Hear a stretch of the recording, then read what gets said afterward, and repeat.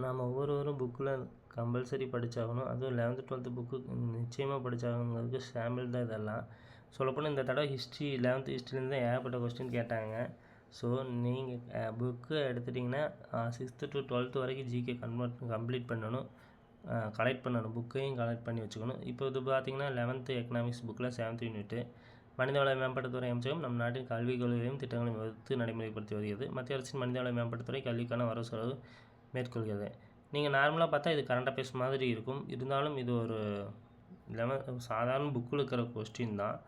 So நீங்கள் சிலபஸை கம்ப்ளீட்டாக குறுகிய காலத்தில் சீக்கிரம் முடிச்சாகணும். அப்போ தான் நீங்கள் வந்து மீண்டும் மீண்டும் ப்ராக்டிஸ் பண்ணுறதுல தான் உங்களுக்கு எக்ஸாமில் அது மார்க்கை கன்வெர்ட் ஆகும்.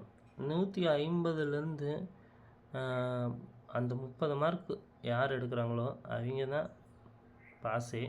அந்த 150 வரைக்கும் யார் வேணால் வந்துடலாம்.